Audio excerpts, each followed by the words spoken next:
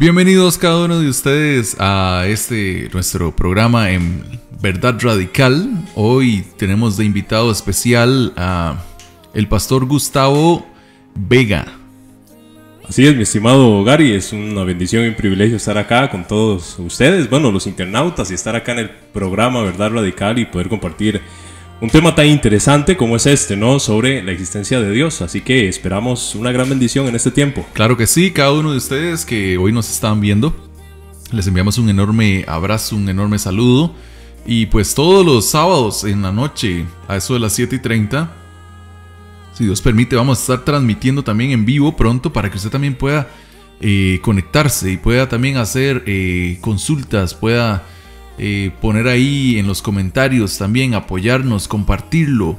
Este espacio que estamos abriendo los sábados 7:30 de la noche es para poder compartir un poco sobre apologética cristiana. Apologética cristiana, que bueno, tal vez el nombre en sí parezca extraño o las personas no estén muy familiarizadas con él, pero esencialmente es la defensa de la fe cristiana, que es algo que también la Escritura nos manda. Claro. El apóstol Pedro claramente dice que debemos dar las razones de la esperanza que hay en nosotros. Así que es muy esencial y muy importante para la vida de la iglesia hoy en día. Claro que sí. Entonces los invitamos desde ya a que puedan estar sintonizando en el Facebook de Verdad Radical y también en el YouTube de Verdad Radical. Vamos a estar subiendo también esos contenidos. Igualmente que los viernes por la mañana también estamos transmitiendo en vivo y en directo también.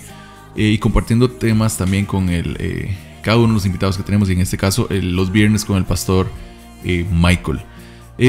Bueno, ¿cuál es el tema con el que vamos a comenzar hoy? Importantísimo. Les invitamos a que podamos aprender juntos, ir conociendo y haciendo de estos temas material con el cual nosotros también podamos buscar cómo plantear el argumento bíblico ante una sociedad que cada vez pierde más la fe, ante una sociedad que cada vez tiene menos herramientas, que va perdiendo el argumento, la forma en la cual pueda defender la Biblia, el compuesto de Cristo, el compuesto de la existencia de Dios en medio de una sociedad que cada vez tiene más argumentos de cómo no creer.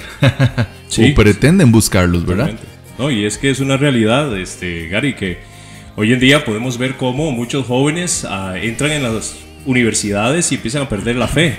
Es increíble el gran porcentaje de muchachos que entran a una universidad, reciben un curso de filosofía, de repente el profesor de filosofía es ateo y empiezan a esbozar una serie de argumentos en contra de la fe cristiana, y eso hace que muchos jóvenes estén apartándose de su fe cuando entran a la universidad, cuando desde colegio les empiezan a enseñar muchas teorías humanistas, materialistas, y no tienen cómo poder responder a eso. Y de ahí viene la importancia de este programa, de poder capacitarnos en lo que es la defensa de la fe cristiana para poder responder a esas interrogantes que el mundo nos presenta, ¿no? Claro que sí. Eso es bastante importante. Creemos que pues queremos abrir el espacio para también, como siempre les decimos, inundar las redes sociales de buen contenido, inundar las redes sociales de la Biblia. Entonces vamos a comenzar con una pregunta un tanto teológica de repente. De repente este tema puede tornarse un poquito medio complicado, pero les invitamos a que presten mucha atención cada uno de ustedes y vamos a tratar de ir desmenuzándolo, explicando un poquito el argumento. Pasito a pasito. ¿Cuál es el argumento cosmológico para la existencia de Dios? O sea, ¿cómo podemos explicar nosotros cuál es o de dónde viene la existencia de Dios? Esta ha sido una de las preguntas, las interrogantes que quizá encabeza la lista, ¿verdad? De las preguntas totalmente tradicionales de la fe, ¿verdad? Claro. ¿De dónde existe? ¿Cómo saber que Dios existe? ¿Existe o no existe? Es un asunto de religión, es un asunto de que yo no creo en religiones. ¿Es realmente Dios un asunto religioso? Bueno, de hecho parece sorprendente para muchas personas darse cuenta de que la discusión de Dios no se limita solo a la iglesia, no se limita a aspectos religiosos. De hecho, grandes filósofos en la historia, empezamos desde Platón, Aristóteles, tenemos a filósofos en la Edad Media como Tomás de Aquino, Leibniz, el gran filósofo alemán y matemático, y así un sinfín de personalidades que esbozaron argumentos a favor de la existencia de Dios y cuya discusión versaba prácticamente en estos temas, estos tópicos. No se limita solamente a la discusión religiosa, es una discusión también académica, filosófica, que se está dando hoy en día incluso en el mundo anglosajón. Estamos hablando de prestigiosas universidades en Estados Unidos, en Inglaterra, que tienen profesores de filosofía abiertamente cristianos y que se está dando un resurgimiento de la filosofía cristiana. Es decir, los cristianos podemos tener la certidumbre de que nuestra fe, la fe cristiana, es una fe bien pensada, bien razonada. Tenemos razones para poder confiar en nuestra fe, ¿no? Y el argumento cosmológico precisamente es el primero en una lista, en una serie de argumentos que podemos desarrollar. Ajá. Y que es un argumento que se desarrolla estamos hablando acá desde el tiempo de Aristóteles, ¿no? Y que ha sido a lo largo de la historia un argumento muy fuerte para probar la existencia de Dios. Y es que el argumento cosmológico intenta probar la existencia. Y entonces cuando nos hablan de cuál es el argumento cosmológico para la existencia de Dios, bueno, podemos entender que el argumento cosmológico lo que intenta es probar la existencia de Dios. Dios observando el mundo que nos rodea. O sea, el cosmos. Sí, de ahí viene el nombre, cosmología, ¿no? Cosmológico viene de la palabra en griego cosmos, que quiere decir universo, ¿no? Universo. Todo lo creado, todo el sistema creado. Entonces, el argumento cosmológico tiene varias formas, varias vertientes, pero la más conocida hoy en día es la versión que se llama, no técnicamente, el argumento cosmológico Kalam. Fue desarrollado por un árabe llamado Al-Ghazali. Y Al-Ghazali presenta una versión muy condensada, reducida, muy fácil de explicar de este argumento, que básicamente son dos premisas y una conclusión, ¿no? Y la conclusión naturalmente procede de las premisas, ¿no? Entonces, no sé qué te parece si podemos ver las premisas del argumento. Vamos hacia allá. Estas dos premisas y la conclusión podríamos centrarlo como en sí una respuesta que intenta responder dicha pregunta. Correcto. Y es que no es sencillo responderlo, pero a la vez puede serlo muy sencillo. Sí. Quizá la humanidad ha debatido durante muchos años, siglos, quizá en estas premisas. Pero hoy queremos arrojar algunas herramientas que puedan responder a esto. Y es que la primer premisa dice que todo lo que comienza a existir tiene una causa. Totalmente. Parece algo muy obvio, parece algo pues racional, y es que lo es, pero es científico. Es científico, ¿no? Es el principio de causa y efecto que rige la ciencia. Los científicos, cuando analizan algún fenómeno, lo que buscan es una causa de ese fenómeno particular. Y entonces acá la primera premisa del argumento es: todo lo que comienza a existir tiene una causa. ¿Tiene una causa? Es autoevidente, ¿no?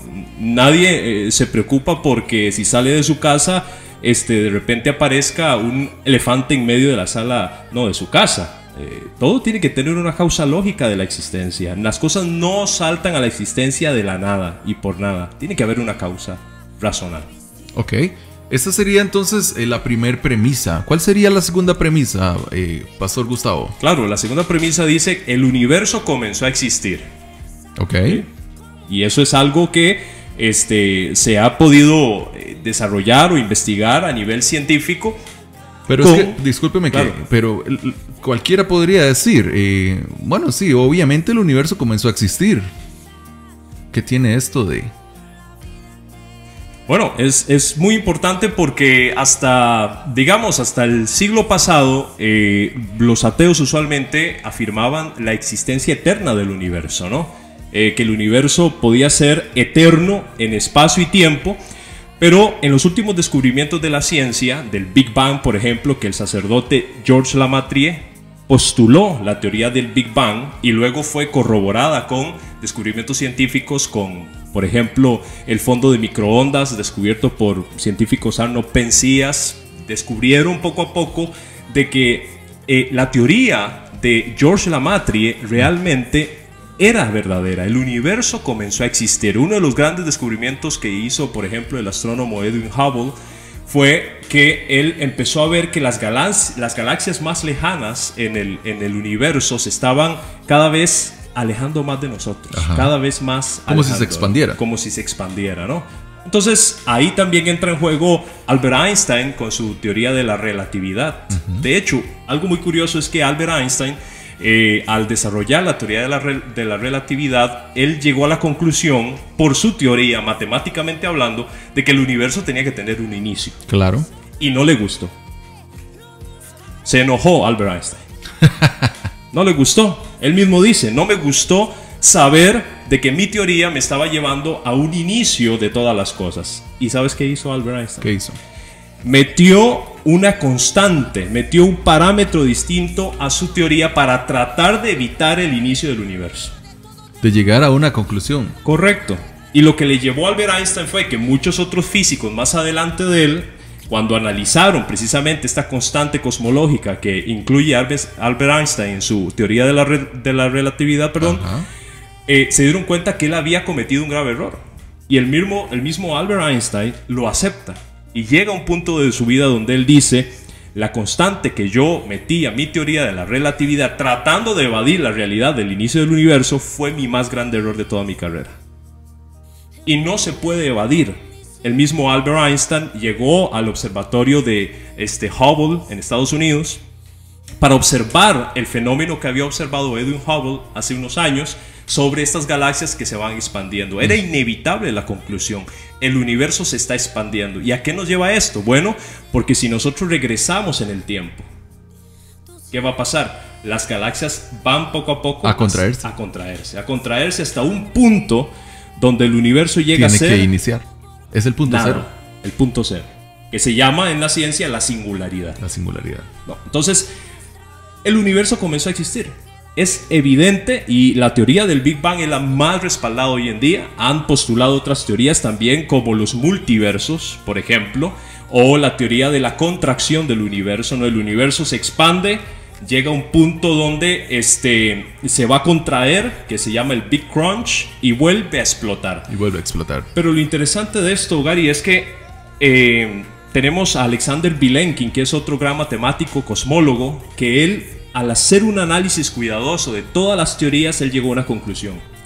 No importa si el universo se contrae y vuelve a explotar. Vuelve a tener un inicio. Dice Alexander Vilenkin en su fórmula, en su teoría, ¿no? En su investigación, el universo tiene que tener un inicio sí o sí, aunque haya muchas contracciones e inicios. Tiene que haber un inicio absoluto de esas contracciones. ¿Por qué? Porque no hay suficiente energía utilizable para que el universo pueda extenderse infinitamente. Es lo que se llama la segunda ley de la entropía, ¿no? El universo tiene energía que se está agotando. Y aunque fuera cierto de que el universo se contrae y se expande nuevamente en un nuevo Big Bang, llegará a un punto donde esa expansión será cada vez menos y menos, agotando la energía utilizable del universo. Y a lo que lleva esto es que Alexander Vilenkin dice, aunque no nos guste, el universo tuvo que tener un inicio. El universo comenzó a existir. Y es que, qué premisa tan importante y tan fuerte y tan difícil de debatir. Sí. Porque también tienes, pues tenemos automáticamente esa premisa está expresada en el libro de Génesis. Totalmente. Así de claro. O sea, la palabra no tuvo que, en realidad, aunque mucha gente hoy pueda decir, mira, es que la Biblia fue escrita por hombres. Bueno, los hombres que la escribieron están de acuerdo con la ciencia. Sí, interesante, ¿no? Que, mira, que el primer libro de la Biblia, desde hace miles de años, nos estaba presentando una verdad científica. La materia, el espacio y el tiempo llegaron a existir. Y lo plantea de una manera desde un relato histórico. Sí, totalmente. No lo plantea más que como un relato que puede ser justificable a través de la ciencia. Totalmente, claro. Que no, que como muchas veces podemos decir, bueno, no es aceptable, no es conveniente. Sí. Automáticamente después esto nos lleva a un punto de inicio, a un punto cero. Totalmente. Entonces los descubrimientos que se han realizado a través de esto es una vez más respaldar el dato histórico, bíblico. Totalmente, claro. Y estas dos premisas nos llevan a una conclusión evidente, ¿no? El universo tiene una causa, ¿no? Y si volvemos a repasar, entonces tenemos la primera premisa: todo lo que comienza a existir tiene una causa. Tiene una causa. Segundo, el universo comenzó a existir. Y tercero, lo evidente es, el universo tiene una causa. Así de sencillo.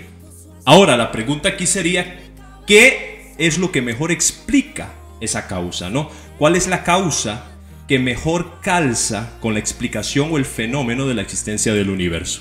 Y bueno, es aquí donde los cristianos, los teólogos, los filósofos podemos llegar a la conclusión de que Dios es la mejor explicación del inicio del universo. No hay otra. Dios es la mejor explicación.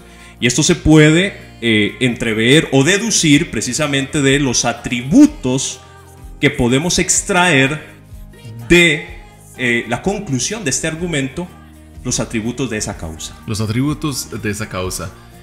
Sus atributos, ¿cuáles son los atributos de Dios que podríamos mencionar en este caso? Claro, la causa del universo tiene que ser primero inmaterial. Inmaterial. ¿Por qué inmaterial? Porque la materia, el tiempo y el espacio comienzan a existir en el Big Bang, no antes. Entonces la causa tiene que ser previa a la materia, previa al tiempo y previa al espacio. Pero pastor, entonces, ahora que usted habla del Big Bang, para muchos cristianos el Big Bang es algo que va en contra de la Biblia. Sí, desafortunadamente se ha metido esa idea de que el Big Bang es algo que va en contra de Dios. No, al contrario. Que anula el postulado creacionista. Sí, no, al contrario, lo refuerza. Lo refuerza, porque el Big Bang es dicho sea de paso, fue presentada por un sacerdote católico. Ajá. La teoría del Big Bang fue presentada por George Lamatri, un sacerdote católico que creía en Dios. Entonces, para nada es en contra de Dios. Nosotros los cristianos debemos empezar a ver la ciencia no como una enemiga, sino como una aliada. Un aliado. Una aliada. Que más bien debemos de investigarla, utilizarla para justamente argumentar de manera correcta, como le gusta a las personas que les encanta debatir sobre la no existencia de Dios. Claro, tenemos... Mira, el solo hecho de que los padres de la ciencia eran creyentes. Francis Bacon, Galileo Galilei, Johannes Kepler, ¿no? Podemos seguir mencionando Copérnico, Linneo. Muchos de los padres de la ciencia, Mendel, ¿no? El padre de la genética, eran cristianos profesos. Hoy en día tenemos también muchos científicos creyentes. Tenemos a Francis Collins, que es el director del proyecto Genoma Humano. Cristiano profeso. Entonces, no podemos ver la ciencia como una enemiga para nada, sino como una aliada. Porque al fin y al cabo, los que han tratado de secuestrar la ciencia para fines contra Dios, no es porque la ciencia sí lo avale, sino porque son las personas, científicos, que tratan de tomar la ciencia y meterla en un mundo estrictamente materialista. Que niegue a Dios. Y ahí está el problema. Y por supuesto, obviamente, vamos a sacar de contexto. Totalmente, claro. Y por ende nos estaríamos brincando los atributos de Dios. Sí. Estaríamos pasando por encima realmente, o ignorando sería la palabra, haciendo caso omiso a desconocer por completo cómo la palabra o la Biblia describe cuál es Dios y cómo es Dios y cuáles son sus atributos más importantes. Entonces, Dios tiene un atributo que es inmaterial. Sí, bueno, como te decía, ¿no? El argumento en sí, nótese que no es bíblico, sino que es filosófico en naturaleza. Sí, es decir, aquí no estamos apelando a la Biblia, aquí estamos apelando a la lógica, a la razón, ¿no?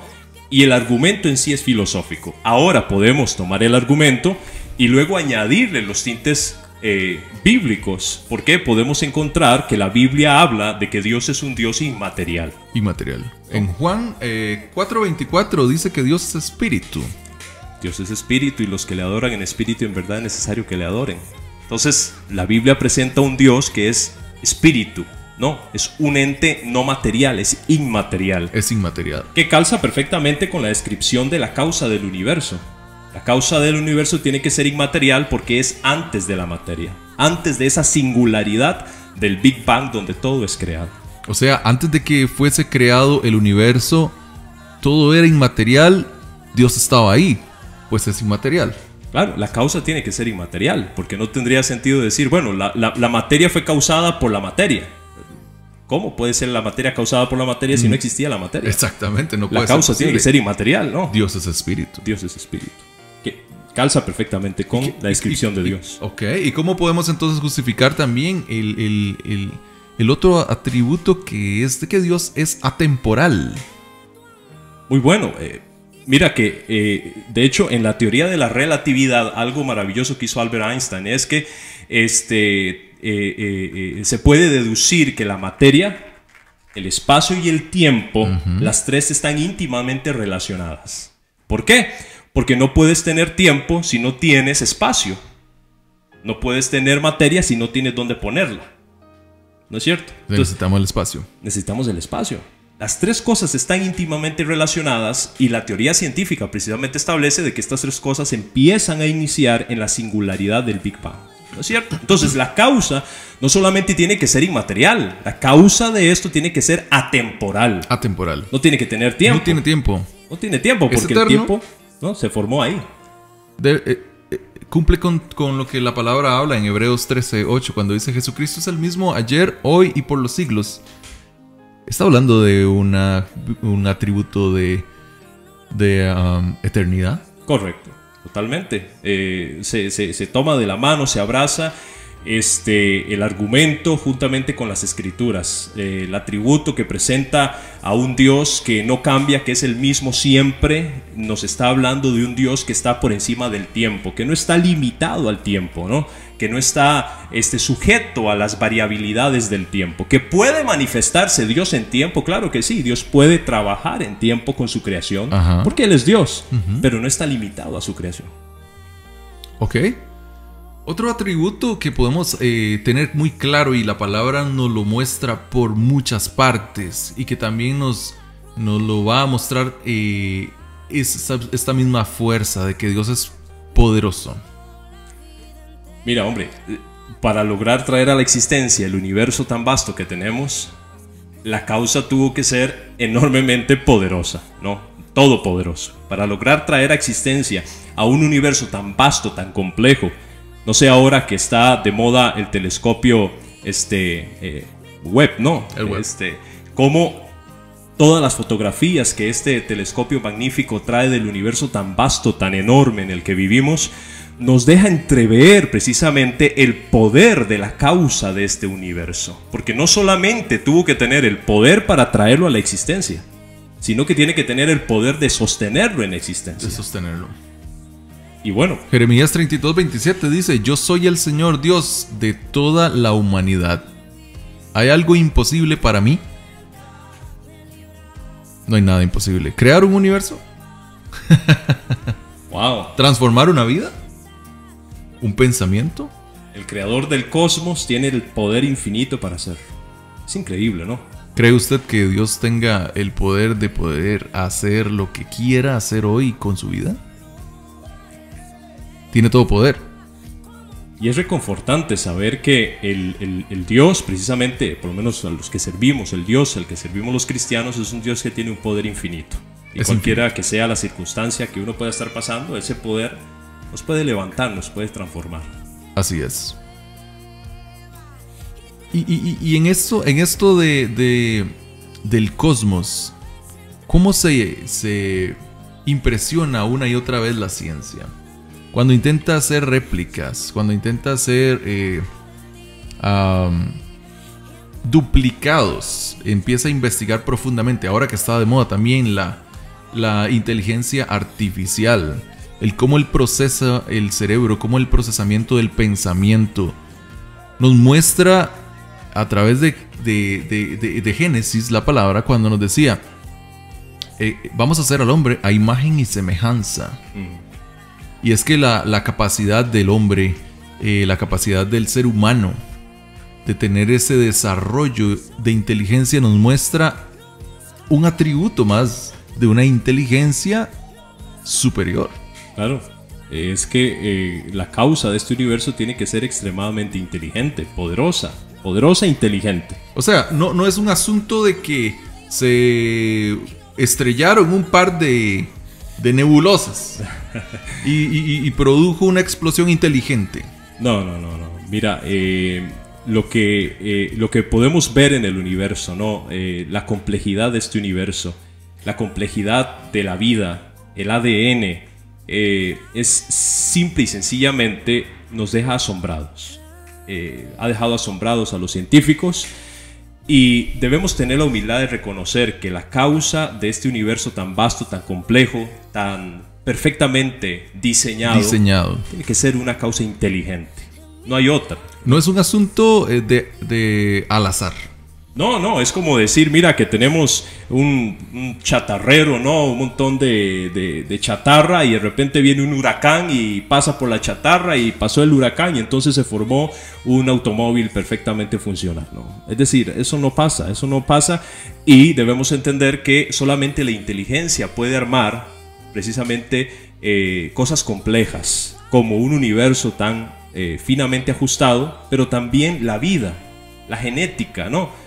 Se ha demostrado a través de la genética que cada una de las células de nuestro cuerpo tiene precisamente información.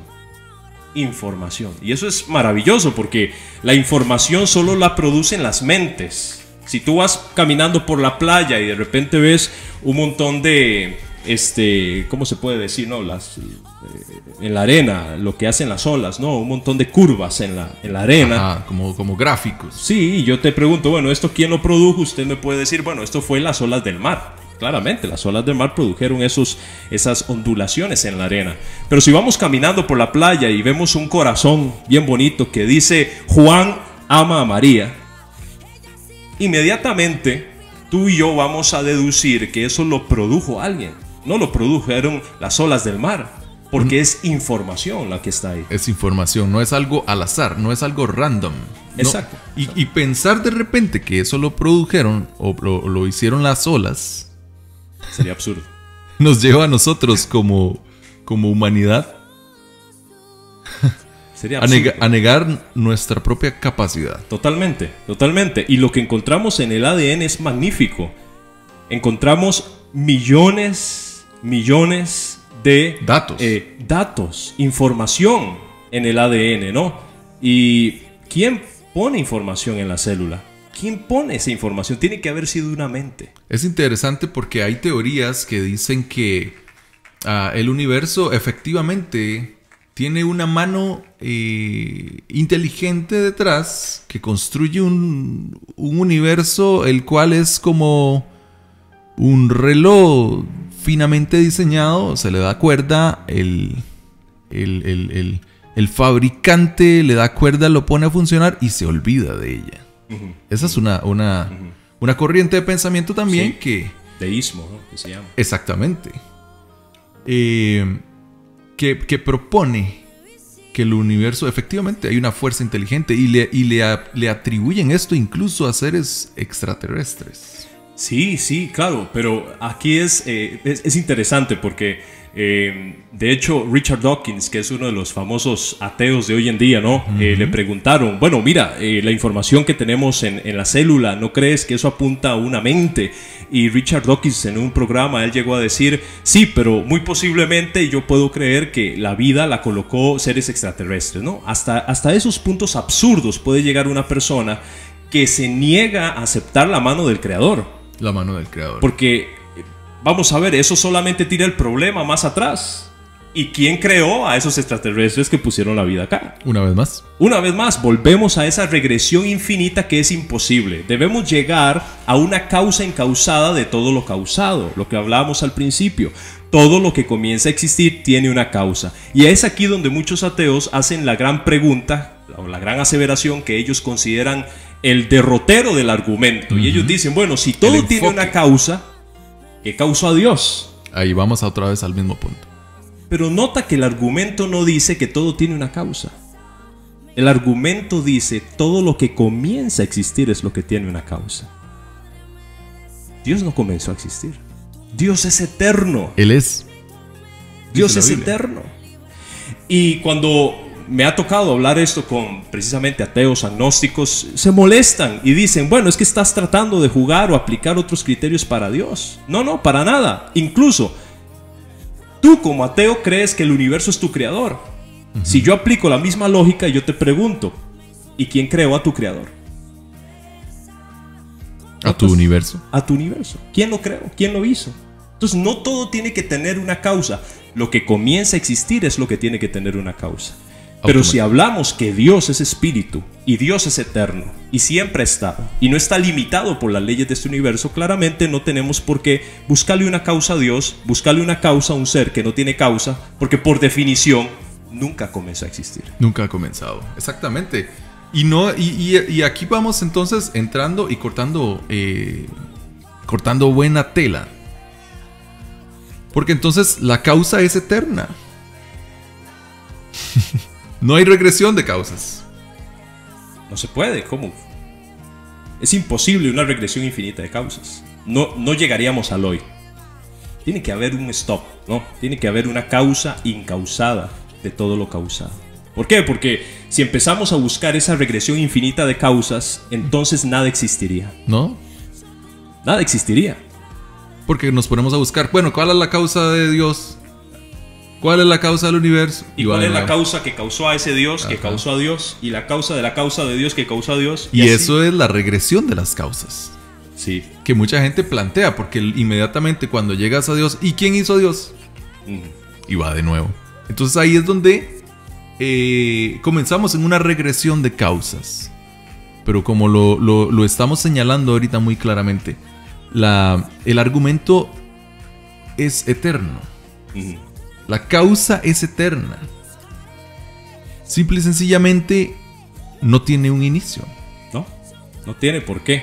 Y lo interesante de esto es que a esta conclusión llegaron personas que ni siquiera eran cristianas. Aristóteles, por ejemplo. Y es importante entender acá que los números infinitos, los infinitos, aunque en las matemáticas, en la teoría son posibles, ¿no? Cuando uno estudia matemáticas y le enseñan de los infinitos y demás, en la realidad son imposibles. Son imposibles, los infinitos son imposibles. Porque, nuevamente, no podemos pasar por una serie infinita para llegar al hoy. Si yo te dijera, por ejemplo, Gary, dentro de 5 minutos pasaré por ti a tu casa, ¿dentro de cuánto voy a pasar por ti a tu casa? Dentro de 5 minutos. Pero si yo te digo, eso es posible. Después de la infinitud de tiempo voy a pasar por ti, ¿cuándo voy a pasar por ti? Es indefinido. Nunca. Nunca, porque si pasé por ti quiere decir que no era infinita la sucesión de eventos que tenía que pasar antes para llegar donde tú estabas. Entonces, los infinitos no son posibles en la vida real. Es improbable. Totalmente. Dice Isaías 40:28, ¿no has sabido? ¿No has oído que el Dios eterno es Jehová, el cual creó los confines de la tierra? La palabra siempre nos está mostrando una y otra vez cómo son esos atributos que están impresos, están diseñados en la Biblia. Nos los muestra una y otra vez. Qué importante es para nosotros leer la palabra, aprender de ella y comprenderla. Y una última causa es que muestra que la causa es personal. Sí, tiene que ser personal. Y aquí es donde muchas personas, me preguntan, está bien, te concedo que el universo tiene una causa. El universo empezó a existir, tiene una causa, te lo concedo. Pero ¿por qué tiene que ser Dios? ¿Por qué tiene que ser personal esa causa? ¿Por qué no puede ser algún tipo de fuerza? ¿No? Que es lo que se utiliza mucho hoy. No, yo le pregunto a la gente, no, mira, ¿vos crees en Dios? Bueno, yo creo que hay un ser, hay una fuerza universal, ahí hay algo. Y no quiero ponerle nombre. Totalmente, no quiero que sea personal. Exacto, lo dejo totalmente impersonal. ¿Por qué? Porque el hecho de darle personalidad, ¿acaso me puede confrontar al hecho de dar una justificación? ¿O de dar cuentas? claro, claro. Y aquí es donde viene entonces la razón del por qué tiene que ser personal esta causa. Muy sencillo. Porque una causa impersonal no tendría nunca la voluntad de poder decidir traer a la existencia un universo. Tiene que ser personal porque tiene que tener la voluntad de desear crear. Y hay un ejemplo que me gusta mucho, es el siguiente. Una analogía, ¿no? Para entender esto. Ajá. Supongamos que tenemos un vaso de agua en un refrigerador a -0 grados. Ese vaso de agua está congelado, ¿no? Y resulta que lo que produce que el vaso esté congelado, que el agua esté congelada, es el ambiente frío en el que está.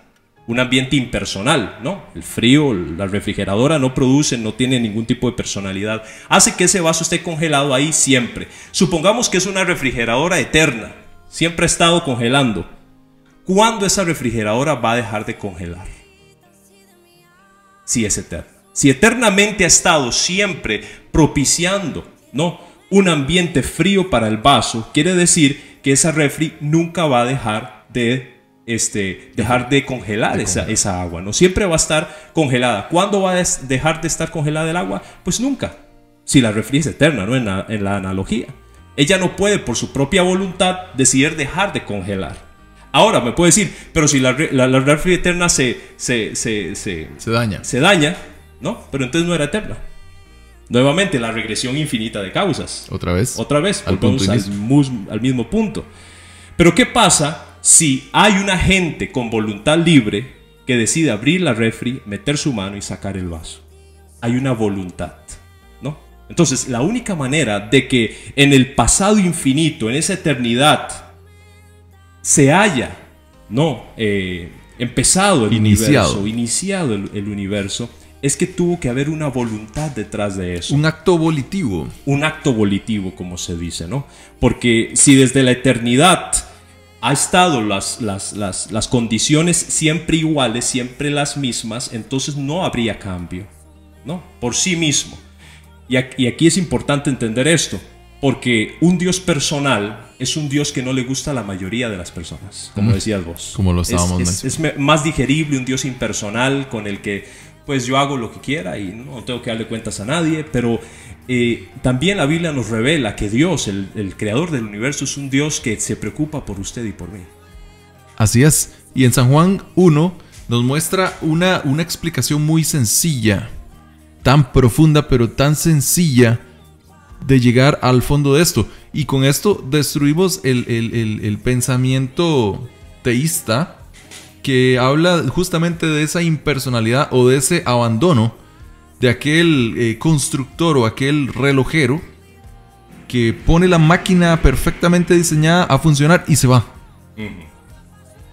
Este no es el que en San Juan capítulo 1 nos presenta, porque es personal y, como vos decías, tiene también el deseo de poder amarnos, de poder ayudarnos, y no solamente de dejarnos a la deriva de un universo expansionista rumbo a la destrucción. Importantísimo hablarlo, porque también todos de alguna manera en la humanidad tenemos un sentimiento de que sabemos de que las cosas van a fallar. Sí. Van a acabar. Y no por nada a cada rato hay predicciones del fin del mundo. No por nada Hollywood construye películas cada 10 años del fin del mundo, o formas de destrucción, o si no son los zombies, o será esto. Pero todos tenemos de alguna manera un pensamiento que nos va dirigiendo hacia el final. Sí. Y es porque claramente, pero Dios está involucrado en ese final.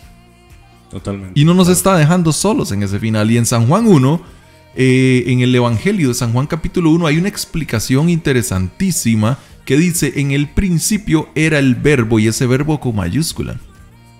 Era la acción. Un verbo es una acción, es un agente que mete la mano en el refrigerador. Correcto. Es un agente que abre el congelador y encuentra aquello que está congelado. Totalmente. Y dice en Génesis, y estaba la tierra desordenada. Desordenada y vacía. Y vacía. Y mete la mano en aquella refrigeradora, como vos decías, que para traer orden, ¿no? A traer orden. Y aquello que está todo congelado, lo saca. Entonces dice, en el principio era el verbo, esa acción, y el verbo era con Dios, y el verbo era Dios. Lo personifica. Sí, totalmente. Le va poniendo su personalidad. Este era el principio, y este era en el principio con Dios. Todas las cosas, aquí está. Todo explicado. Todo está claro. Clarísimo. Todas las cosas, ¿qué dice? Me encantaría que usted pueda leerlo en casa, pueda buscarlo y pueda compartirlo. Lo pueda adjuntar a esta explicación que hoy con mucho gusto hemos querido brindar, breve, ¿verdad? Muy brevemente. Pero dice, todas las cosas por Él fueron, ¿qué dice? Hechas. Y sin Él, nada. ¿Qué dice? De lo que ha sido hecho, fue hecho. Fue hecho. Listo. El que quiere, el que no quiere ver, ya no hay cómo, ¿verdad? Sí. Nuevamente la escritura nos presenta a que esta causa del universo es un Dios personal. Y me gusta la palabra, verbo, que en griego es logos. Logos. ¿No? El logos, el famoso logos de los filósofos griegos, por ejemplo, que buscaban esa razón de la existencia del cosmos. ¿No? Y se lo adjudicaban al logos. Y aquí Juan lo que hace es tomar esa idea de logos, ¿verdad? Griego, esa idea de logos. Ahora, no después de los filósofos, miles de años atrás. Sí.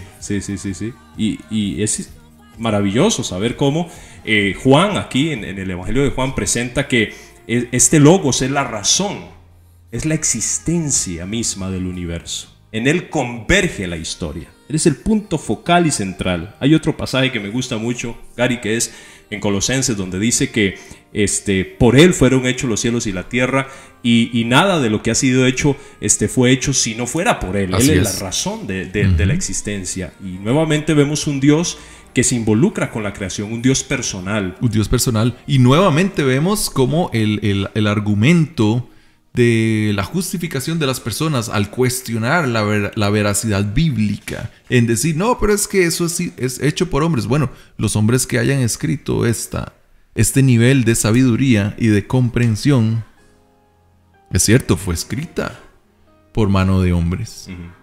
Pero la sabiduría revelada en estos pasajes, al día de hoy, ni la misma ciencia con toda su tecnología, con todo su avance y su desarrollo, ha podido más que simple y sencillamente corroborar. Sí, totalmente, ¿no? Y lo maravilloso de esto es que los discípulos, esto lo podemos hablar tal vez en algún otro momento, sobre la evidencia de la resurrección de Cristo y cómo precisamente los discípulos pudieron ver, atestiguar ellos mismos, ver a Jesucristo, ¿no? Ver a este hombre haciendo milagros, y ante todo el más grande milagros, un hombre siendo ejecutado en una cruz romana. Lo vieron muerto. ¿No? Y 3 días después estaba vivo. Porque también lo vieron vivo. Porque lo vieron vivo. No solo no estaba, como mucha también de la posición ateísta, dice, pero ¿dónde estaba el cuerpo? No hay rastros. No hay manera de creer de que hay una persona que realmente, unos dicen lo escondieron, lo perdieron, lo escondieron para que la gente creyera en que lo que había anunciado fue verdad. Lo que pasa es que hay algo que han olvidado, y es que hay testimonio que le vieron con vida. Claro, le vieron con vida, y no solamente eso, no pudieron encontrar el cuerpo, ¿no? Hasta las mismas autoridades judías fueron honestas al decir, digan que se lo robaron, ¿no? Y de manera implícita dándole la razón a los discípulos. Pero es un tema maravilloso. Es un tema que hablaremos podremos desarrollar más adelante. Entonces, Gary, yo creo que en resumen podemos ver este maravilloso argumento cosmológico nuevamente y sacar la conclusión final, ¿no? Que podríamos decir, ok, todo lo que comienza a existir tiene una causa. Una causa. El universo comenzó a existir. Por lo tanto, el universo tiene una causa. ¿Y qué es el ente que mejor calza con la descripción de la causa del universo? Es Dios. ¿Por qué? porque esta causa ha tenido que ser inmaterial, atemporal, poderosa, inteligente, eterna y personal. Y si unimos todos esos atributos, Dios es el que cumple a la perfección con ellos. Encontramos la descripción en Jehová, el Jehová de aquel del Antiguo Testamento que decía, yo soy el que soy, y que después se personifica. Lo vemos también en Cristo hablando, lo vemos en el Espíritu Santo, lo vemos mostrándolo en toda la Biblia, en una y otra manera, Antiguo, Nuevo Testamento, en todas las partes, y termina diciendo, en él estaba la vida, y la vida era la luz de los hombres. La luz en las tinieblas resplandece, y las tinieblas no prevalecieron contra ella. Así que esta ha sido la luz que hoy hemos querido arrojar a cada uno de ustedes para que ojalá puedan disfrutar y tener argumento. Si usted en algún momento conoce a alguna persona o usted mismo en algún momento ha estado en un momento donde tal vez siente que su fe está flaqueando, o que no sabe cómo poder explicar aquello que usted siente y ese deseo de repente de creer, esto no es religión. Nosotros aquí no estamos hablando de religión. Una relación. Es una relación. No estamos planteando un pensamiento religioso. Estamos tratando de argumentar la existencia. Es un asunto que realmente es muy complejo, pero de una manera muy sencilla explicado. Dios es real. Totalmente. Esperamos que este programa haya sido de bendición para usted, haya sido de crecimiento, de fortalecimiento. Compártalo en sus redes sociales. Utilice esto para inundar las redes sociales, como siempre lo decimos, de la palabra de Dios, de la vida. Gracias, Pastor Gustavo. A la orden, con mucho gusto. Vamos a estar transmitiendo más contenido de este tipo, así que estén atentos. Y si tienen preguntas, tienen también cuestionamientos acerca de la Biblia, acerca de las preguntas del universo, las cosas que de repente no se pueden comprender muy fácil, por favor escríbanos en los comentarios de este video también. Escríbanos en nuestras redes sociales, en el Facebook de Verdad Radical, también en el Instagram Verdad Radical y en el canal de YouTube.